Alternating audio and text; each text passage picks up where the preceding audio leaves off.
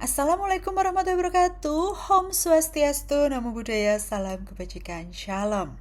Terima kasih kepada tim penguji yang telah berkenan memberikan pengujian pada proposal disertasi ini.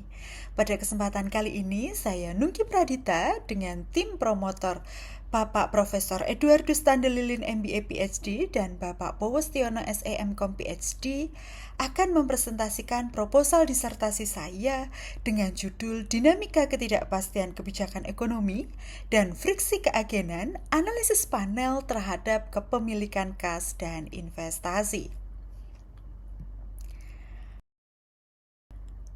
Fokus utama penelitian ini adalah untuk memahami bagaimana perusahaan mengelola dua keputusan krusial finansial, yaitu keputusan kepemilikan kas dan keputusan investasi ketika dihadapkan pada lingkungan yang tidak pasti, yang kita kenal sebagai ketidakpastian kebijakan ekonomi.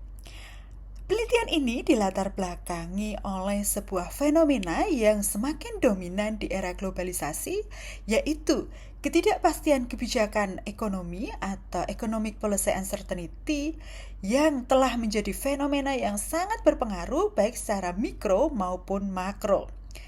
Ketidakpastian kebijakan ekonomi ini merujuk pada kondisi di mana arah kebijakan pemerintah, baik itu fiskal, moneter, maupun regulasi, menjadi sulit untuk diprediksi. Hal ini tentunya menciptakan tantangan besar bagi lingkungan bisnis tanpa terkecuali lingkungan perusahaan. Secara intuitif, perusahaan saat dihadapkan pada kondisi ketidakpastian, respon alami perusahaan adalah menjadi lebih konservatif. Mereka cenderung menunda investasi jangka panjang dan di sisi lain menumpuk cadangan kas sebagai jaringan pengaman. Ini adalah langkah yang logis untuk menjaga stabilitas. Namun, saat ini kita masuk lebih dalam ke dalam literatur, kita menemukan sebuah pasal atau teka-teki, yaitu kondisi yang kontradiktif. Terdapat kondisi perusahaan yang agresif, yaitu mengurangi kepemilikan kasnya untuk berinvestasi dan menghindari konflik agensi. Literatur yang ada dalam disertasi ini memberikan hasil yang saling bertentangan mengenai bagaimana perusahaan dalam merespon ketidakpastian kebijakan ekonomi. Yang pertama, dari sisi kepemilikan kas, yaitu terdapat teori pencegahan atau precaution motive. Teori ini menyatakan saat ketidakpastian kebijakan ekonomi tinggi, perusahaan disinyalir meningkatkan kepemilikan kasnya. Ini logis untuk berjaga-jaga. Didukung oleh studi-studi yang sudah ada seperti di Amerika Serikat dan di beberapa negara maju. Namun di sisi lain ada teori keagenan atau agency teori. Teori ini memberikan pandangan sebaliknya, menumpuk kas terlalu banyak bisa memicu konflik antara manajer dan pemegang saham atau prinsipal. Pemegang saham khawatir kas disalahgunakan oleh manajer untuk kepentingan pribadi, akibatnya manajer akan diberikan sanksi. Oleh karenanya, untuk menghindari sanksi dari pemegang saham, manajer justru mungkin akan mengurangi kepemilikan kasnya. Kedua, terkait dengan investasi atau keputusan investasi perusahaan. Studi menunjukkan hal yang berbeda antara respon perusahaan ketika dihadapkan pada kondisi ketidakpastian kebijakan ekonomi dan keputusan investasinya. Ada yang memberikan respon positif dan ada yang negatif. Logika umumnya ketika dihadapkan pada kondisi ketidakpastian kebijakan ekonomi yang tinggi, perusahaan akan menurunkan investasinya. Hal ini terjadi di beberapa negara maju dan dari penelitian sebelumnya dari Ethic et al. 2021 dan Javadi et al. 2021, perusahaan akan lebih konservatif, yaitu mengurangi investasinya dan mereka akan lebih cenderung menunggu wait and see atau berkaitan dengan teori real option. Sementara di sisi lain, anehnya, terdapat beberapa studi terbaru di negara berkembang seperti halnya di India, begitu perusahaan akan agresif, yaitu ketika dihadapkan pada kondisi ketidakpastian kebijakan ekonomi yang tinggi, perusahaan justru akan menaikkan investasinya. Mengapa? Karena manajemen menganggap ketika kondisi ketidakpastian kebijakan ekonomi tinggi ini justru menjadikan peluang untuk berinvestasi, karena risiko yang akan dihadapi itu cenderung lebih kecil daripada peluang keuntungan yang akan didapatkan. Selain itu, manajer juga beranggapan ketika dihadapkan pada kondisi ketidakpastian yang tinggi bukan sebagai ancaman, melainkan sebagai peluang untuk mengakuisisi aset murah atau mengalahkan kompetitor. Nah, hal ini menunjukkan terdapat pertentangan antara teori precaution motive dan agensi teori, kemudian real option dan opportunity, sehingga membutuhkan pemahaman yang lebih komprehensif. Kesenjangan teoritis dari penelitian ini terdapat perbedaan penjelasan tentang dampak ketidakpastian kebijakan ekonomi terhadap kepemilikan kas dan keputusan investasi terhadap perusahaan di negara maju dan negara berkembang. Penjelasan terhadap kepemilikan kas untuk teori precaution motive dan agensi, sementara penjelasan terdapat perbedaan penjelasan dalam keputusan investasi, yaitu penjelasan dari teori real option dan teori opportunity. Kemudian variabel moderasi berupa konflik agensi akan ditambahkan untuk menjelaskan lebih lanjut hubungan antara variabel ketidakpastian kebijakan ekonomi, keputusan kepemilikan kas, dan keputusan investasi. Kesenjangan empiris. Respon perusahaan di Amerika berbeda dengan perusahaan di Cina atau India. Hal ini menunjukkan bahwa lingkungan institusional dan tata kelola sangat berpengaruh, dan belum adanya yang melakukan perbandingan antara respon perusahaan terhadap ketidakpastian kebijakan ekonomi di negara maju dan negara berkembang. Kesenjangan praktis dari penelitian ini terdapat perbedaan pengelolaan risiko yang timbul akibat ketidakpastian kebijakan ekonomi, baik bagi perusahaan negara maju ataupun di negara berkembang. Kemudian masih kurangnya analisis untuk perusahaan dalam mengadopsi strategi yang dapat menjaga keberlanjutan investasi di tengah-tengah ketidakpastian kebijakan ekonomi. Pada tingkat manajerial, masih kurangnya pembahasan tindakan manajer yang dapat dilakukan untuk mengurangi konflik keagenan serta mengelola kepemilikan kas dan keputusan investasi di tengah ketidakpastian kebijakan ekonomi. Kebaruan atau novelty dalam penelitian ini tidak hanya melihat ketidakpastian kebijakan ekonomi saja, namun juga mengintegrasikan konflik keagenan sebagai variabel moderasi. Nah, penelitian ini melakukan analisis yang lebih komparatif yang eksplisit antara perusahaan di negara maju dan negara berkembang untuk memahami bagaimana perbedaan kelembagaan mempengaruhi hubungan antara ketidakpastian kebijakan ekonomi, kepemilikan kas, dan keputusan investasi dengan integrasi berupa konflik keagenan.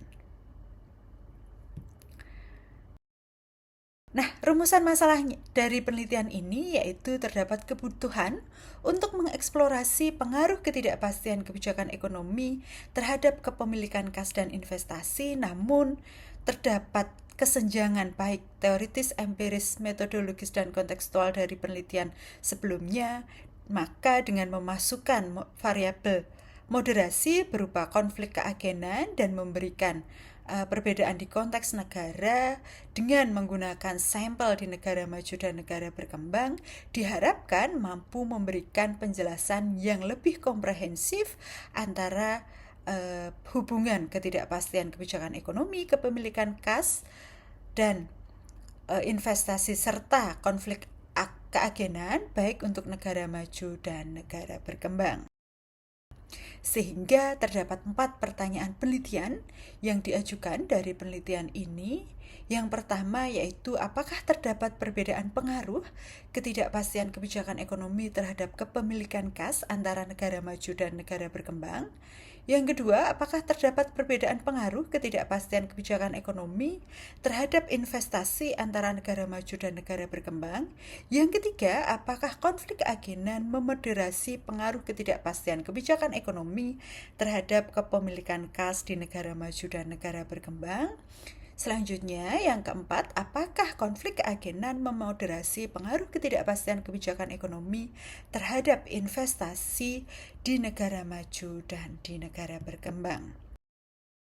Berdasarkan pertanyaan penelitian yang telah diajukan, maka tujuan penelitian dari disertasi ini juga terdapat 4 poin. Yang pertama, menguji perbedaan pengaruh ketidakpastian kebijakan ekonomi terhadap kepemilikan kas antara negara maju dan negara berkembang. Yang kedua, menguji perbedaan pengaruh ketidakpastian kebijakan ekonomi terhadap investasi antara negara maju dan negara berkembang. Yang ketiga, menguji apakah konflik keagenan memoderasi pengaruh ketidakpastian kebijakan ekonomi terhadap kepemilikan kas di negara maju dan negara berkembang. Yang keempat, menguji apakah konflik keagenan memoderasi pengaruh ketidakpastian kebijakan ekonomi terhadap investasi di negara maju dan di negara berkembang. Studi pustaka dari penelitian ini yang pertama yaitu terkait dengan ketidakpastian kebijakan ekonomi, di mana ketidakpastian kebijakan ekonomi ini merupakan arah kebijakan pemerintah baik untuk fiskal, moneter maupun regulasi yang menjadi sulit untuk diprediksi. Kemudian poin selanjutnya dari studi pustaka dalam disertasi ini adalah kepemilikan kas, di mana memberikan penjelasan dari teori berjaga-jaga atau precaution motive dan teori agensi. Selanjutnya adalah pada poin investasi memberikan penjelasan terkait dengan teori real option atau teori opsi real dan teori peluang atau opportunity. Kemudian memberikan penjelasan terkait dengan variabel moderasi berupa konflik keagenan. Sehingga dari studi pustaka yang telah diberikan, maka kami ajukan hipotesis yang pertama terkait dengan teori motif pencegahan, di mana pada teori ini menyatakan ketika ketidakpastian kebijakan ekonomi tinggi, perusahaan akan menambah kasnya untuk berjaga-jaga. Maka kami mengajukan hipotesis 1A berupa ketidakpastian kebijakan ekonomi berpengaruh positif terhadap kepemilikan kas pada perusahaan di negara maju. Selanjutnya terkait dengan teori keagenan, menyatakan saat kas berlebih dapat memicu konflik antar manajer dan pemegang saham, sehingga manajer mungkin akan mengurangi kesediaan kasnya untuk menghindari sanksi dari pemegang saham. Maka hipotesis kedua atau H1B kami ajukan sebagai berikut: ketidakpastian kebijakan ekonomi berpengaruh negatif terhadap kepemilikan kas di perusahaan di negara berkembang. Selanjutnya terkait dengan investasi, yaitu pada teori opsi real menyatakan saat ketidakpastian kebijakan ekonomi tinggi, maka nilai menunggu itu akan semakin meningkat sehingga perusahaan akan menunda investasi. Maka kami mengajukan hipotesis berupa ketidakpastian kebijakan ekonomi berpengaruh negatif terhadap investasi pada perusahaan di negara maju. Berdasarkan teori peluang atau opportunity, itu sebaliknya, di negara berkembang perusahaan melihat ketidakpastian kebijakan ekonomi yang tinggi bukan merupakan ancaman, melainkan sebagai peluang, dan resiko yang dihadapi itu dianggap lebih kecil daripada peluang untuk keuntungan yang didapat. Maka kami mengajukan hipotesis berupa ketidakpastian kebijakan ekonomi berpengaruh positif terhadap investasi pada perusahaan di negara berkembang. Pada hipotesis selanjutnya yang terkait dengan variabel interaksi berupa moderasi yang tercermin di hipotesis H3 dan H4.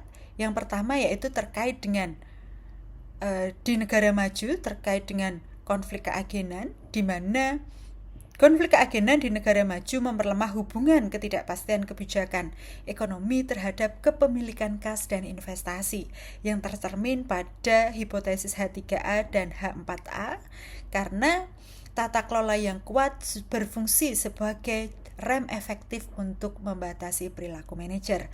Oleh karenanya kami mengajukan hipotesis berupa H3A, yaitu konflik keagenan memperlemah pengaruh positif ketidakpastian kebijakan ekonomi terhadap kepemilikan kas pada perusahaan di negara maju, dan konflik keagenan memperlemah pengaruh negatif ketidakpastian kebijakan ekonomi terhadap investasi pada perusahaan di negara maju. Di negara berkembang, konflik keagenan justru memperkuat hubungan ketidakpastian kebijakan ekonomi terhadap kepemilikan kas dan investasi. Di lingkungan dengan tata kelola yang lemah, konflik keagenan semakin mendorong manajer untuk mengurangi kas dan bertindak oportunistik dalam keputusan investasi. Oleh karenanya, tercermin dalam hipotesis H3B dan H4B, di mana H3B berbunyi konflik keagenan memperkuat pengaruh negatif ketidakpastian kebijakan ekonomi terhadap kepemilikan kas pada perusahaan di negara berkembang. Pada hipotesis H4B, konflik keagenan memperkuat pengaruh positif ketidakpastian kebijakan ekonomi terhadap investasi pada perusahaan di negara berkembang. Nah, terlampir untuk kerangka konseptual, kami membagi menjadi negara maju dan negara berkembang. Negara maju untuk warna biru dan negara berkembang untuk warna orange.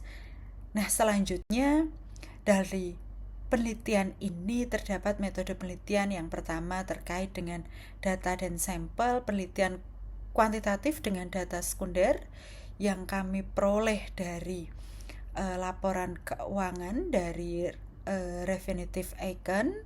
Kemudian untuk data EPU atau data ketidakpastian kebijakan ekonomi berupa satu indeks sesuai dengan Berker 2016 kami peroleh dari web terlampir. Kemudian untuk data keuangan perusahaan dari Refinitiv Icon, untuk data yang berhubungan dengan variabel negara kami peroleh dari World Bank. Sampel dari penelitian ini berupa negara maju dan negara berkembang yang terdiri dari 18 negara maju dan 12 negara berkembang.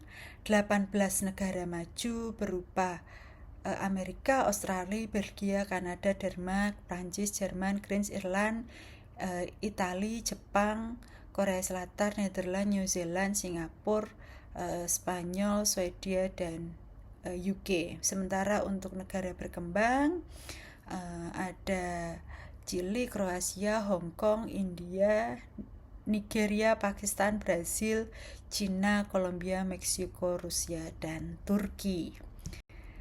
Nah, untuk variabel dari penelitian ini terlampir untuk variabel independen berupa ketidakpastian kebijakan ekonomi berupa indeks EPU menurut Berker 2016. Sementara untuk variabel dependen berupa kepemilikan kas dan investasi. Kemudian untuk variabel moderasi berupa konflik keagenan dan variabel kontrol terdapat SES atau ukuran perusahaan, leverage, profitabilitas, rasio pasar, tangibility, dividen, model kerja bersih perusahaan, indeks pengendali pasar dan tata kelola, regulasi kredit, indikator tata kelola, pertumbuhan ekonomi, dan inflasi. Terlampir untuk rincian variabel, simbol, dan penjelas serta sumber diperolehnya masing-masing data. Dan berikut untuk model dari penelitian yang kami ajukan, model empiris 1A, 1B, 2A, 2B, kemudian 3A, 3B, 4A, dan 4B. Nah, untuk teknik analisis dari penelitian ini yang pertama yaitu kami melakukan pengecekan variabel. Kami mengecek masing-masing variabel untuk sampel masing-masing negara, kemudian melakukan uji Hansen untuk menguji validitas dan dari variabel yang digunakan, kemudian uji autokorelasi, uji hipotesis, dan terakhir adalah robust. Demikian yang dapat saya sampaikan. Mohon masukan dan perbaikannya. Terima kasih. Wassalamualaikum warahmatullahi wabarakatuh.